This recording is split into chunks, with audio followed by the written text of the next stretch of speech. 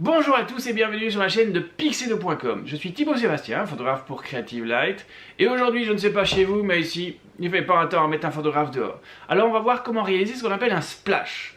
Alors, un splash, c'est quoi? C'est ceci.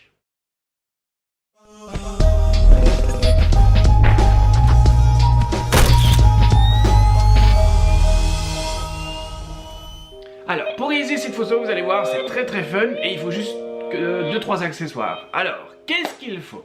On va avoir besoin d'un appareil photo, d'un flash pour la lumière, d'un déclencheur soit de radio, soit de filaire,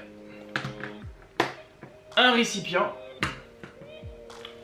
de quoi balancer dans le récipient et enfin un peu d'eau. La première chose que je vais faire, c'est que je vais installer un trépied sur lequel je vais placer mon appareil photo. Alors ça va me permettre plusieurs choses. La première, c'est simplement point de vue mise au point. Ça veut dire que je vais pouvoir bloquer mon appareil photo, faire la mise au point sur le verre, désactiver cette mise au point, comme ça je suis sûr d'être toujours bien net. L'autre chose aussi, c'est que je vais être tout seul pour faire ces photos. Et si je veux avoir toujours le même angle et autres, le fait d'être sur un trépied, ça va me permettre justement d'avoir une continuité dans toutes mes images. Ça va me permettre aussi de pouvoir faire des photos à distance si je le souhaite. J'en ai aussi profité pour placer un carton blanc sur ma table, histoire d'avoir un fond uni. Et alors un plexiglas, c'est un plexiglas qu'on trouve un peu chez tous les marchands de bricolage ou ainsi de suite. Alors pourquoi ce plexiglas? Tout simplement pour avoir une sorte de reflet au moment où je ferai mes photos. Et deuxièmement pour protéger mon carton qui sera en dessous. Et donc quand je vais verser de l'eau, quand on va faire les splashes, ça va s'éclabousser. Si jamais ça tombe sur mon carton, ça va complètement me le détruire. Pour le déclenchement de mon appareil photo à distance, je vais avoir plusieurs possibilités en fait. Le premier va être soit d'utiliser ce déclencheur filaire, et donc lui va me permettre de pouvoir me déplacer et faire ça à distance, dans le sens où ici je vais faire les photos seul, et donc je vais avoir difficile de déclencher, de pousser sur l'appareil photo sans déjà le faire trembler, et en plus ça va vraiment pas être pratique. Alors, donc je pourrais utiliser le filaire, mais ça reste aussi par câble, et donc parfois ça peut aussi poser des problèmes. Ici la chance que l'on a, c'est que si jamais vous avez un kit de navigateur X avec un émetteur et un récepteur, il vous permet non seulement de contacter le flash, mais va vous permettre aussi, via un câble qui s'adapte, de pouvoir déclencher à distance votre appareil photo. Et donc ceci c'est le petit câble en fait qui permet de déclencher. Alors il faut savoir, je pense qu'il s'est fourni dans le kit. Donc si vous commandez chez Pixedo un kit complet de navigateur et récepteur, ce petit câble est avec. Alors la seule chose qu'il faut savoir, c'est que ici dans ce cas-ci je vais avoir besoin de 2 émetteurs et un récepteur. Alors comment ça va se passer? Donc pour déclencher mon flash, je vais avoir besoin d'un premier kit qui va être sur mon appareil photo. Et donc ça veut dire que dès que mon appareil photo va déclencher, il va déclencher le flash.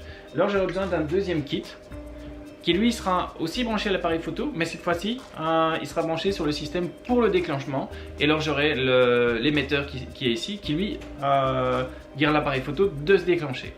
Alors par rapport à ça, il faut savoir que pour que ça fonctionne aussi, c'est que je ne peux pas travailler sur le même canal. Ça veut dire que si jamais je n'utilise qu'un seul émetteur, ce qui va se passer, c'est que il y a des chances que mon flash se déclenche avant que mon boîtier lui ne réponde. Donc par rapport à ça, pour contrer ce petit souci, ce que je vais devoir faire, c'est que je vais devoir travailler sur 2 canaux différents. Et donc je vais devoir travailler sur un canal, par exemple sur le canal 1 pour faire déclencher mon appareil photo, et sur le canal 2 pour déclencher mon flash. Et à ce moment-là, je n'aurai aucun souci. Une chose importante, si vous voulez que ça fonctionne, il va falloir faire attention que la lumière ambiante soit moins forte que la puissance de votre flash. Alors pourquoi? Tout simplement parce que ici c'est le flash, au moment où il va se déclencher, qui va figer le mouvement. D'accord?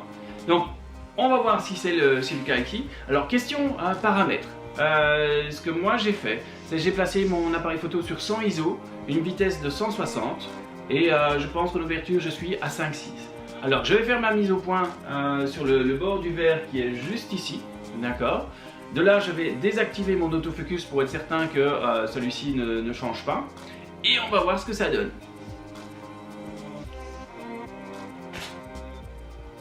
Donc ici mon image est complètement noire, donc d'office je sais que ma lumière ambiante est moins forte que la puissance de mon flash. Alors maintenant je vais ajouter mon flash derrière la table sur un petit support et on va voir ce que ça donne.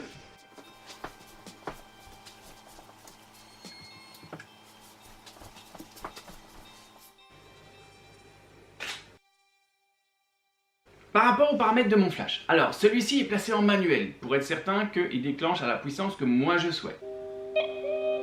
Alors, ici c'est pas encore trop mal. Alors, ce qu'il faut savoir ici, c'est que par rapport aux paramètres de mon flash, c'est que celui-ci est en mode manuel, afin d'être certain de contrôler celui-ci et d'avoir toujours une constance dans les photos que je vais faire. L'autre chose aussi, c'est que je pourrais simplement augmenter la puissance du flash, et à mon avis, je devrais être bon. Donc ici, je pense que je suis à un 32e. Par contre, il y a juste une chose, c'est que ici, ce que l'on souhaite faire, c'est figer le mouvement. Le principe est, quand vous êtes dans un endroit qui est noir et que vous donnez un coup de flash, c'est la lumière qui va quelque part marquer sur le capteur ce qui est existant. Donc ici, plus ce sera court, plus on aura de chance de figer le mouvement. Donc si jamais je passe de 1/32e à 1/16e, ben ce temps va être un peu plus long. Et donc je risque d'avoir un léger filet, ce genre de choses. Et ça, c'est pas ce que je souhaite. D'accord? Donc ce qu'il faut savoir aussi, donc, par rapport au principe du flash, c'est plus la puissance est grande. Donc par exemple, quand vous êtes maximum sur 1,1, donc pleine puissance, on va dire que la lumière qui est donnée apparaît pendant un certain temps. Ce temps est vraiment infiniment petit, on ne voit pas à l'œil nu, mais il existe. Une fois que vous passez à un demi, ben ce temps est diminué. Si vous passez à un quart, de nouveau ça diminue, et ainsi de suite. Donc voilà pourquoi j'aimerais rester au 1/32e.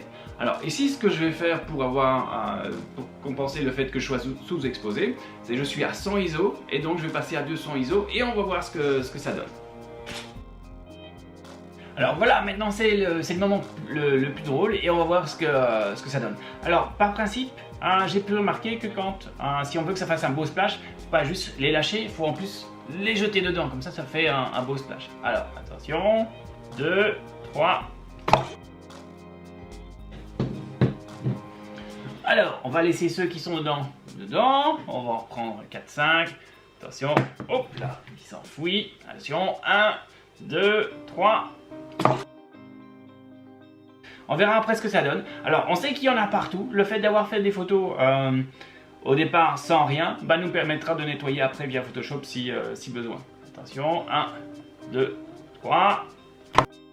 Vous allez devoir en faire quelques-unes pour être certain d'avoir quelque chose de sympa. Attention. Alors 1, 2, 3.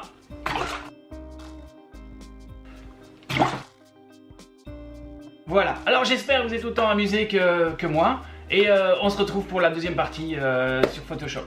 Alors si vous souhaitez regarder la suite, c'est juste ici en haut, et là vous allez tomber sur la vidéo. Alors si vous avez aimé cette vidéo, surtout n'hésitez pas de laisser un petit commentaire, n'hésitez pas de liker notre page YouTube, et alors de cliquer sur la petite clochette afin d'être averti dès qu'il y a de nouvelles vidéos, parce que je pense qu'il y en aura d'autres, et on essaiera de faire d'autres choses qui sont assez fun. Et donc je vous dis à très bientôt. Ciao!